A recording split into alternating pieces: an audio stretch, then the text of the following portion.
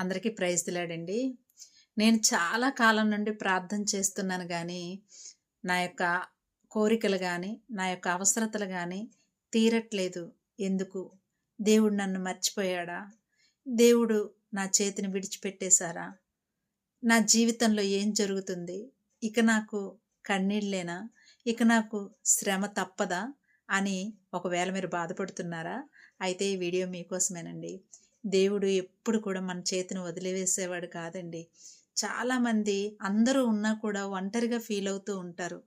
మనుషుల వంక మనం చూసినప్పటి నుండి మనకి బాధలు, శ్రమలే మిగులుతాయండి. కానీ సర్వశక్తిమంతుడైనటువంటి దేవుడు, సర్వము ఇవ్వగల దేవుడు మన వైపు ఉన్నారండి. ఆయన మనకి ఇవ్వాల్సినటువంటి సమయంలో ఇస్తారు. మనకి ఏదైనా మనం అడిగిన వెంటనే ఇవ్వలేదు అంటే గనక ఆయన సమయం ఇంకా రాలేదని అర్థం.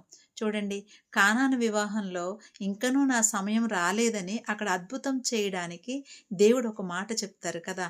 మరి ఆ తర్వాత నీటితో నింపమని చెప్తారు. ఆ నీటితో ఆ భాండాలన్నీ కూడా నింపిన తర్వాత ఆ నీటిని ద్రాక్ష రసంగా దేవుడు మారుస్తాడు.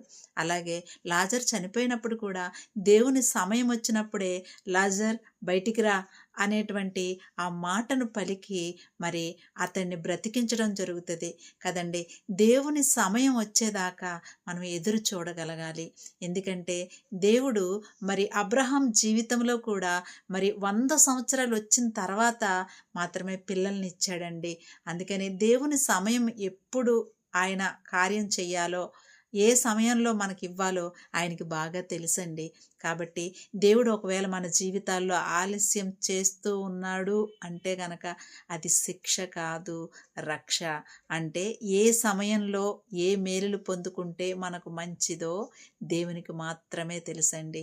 ఇది తెలుసుకొని మీరు సంతోషంగా శ్రమలో ఉన్నా కూడా దేవుడు తోడుగా ఉన్నాడని నమ్మి దేవునితో ప్రయాణం చేస్తే గనక ఎప్పుడు ఏది ఇవ్వాలో దేవునికి తెలుసండి. హల్లెలూయా.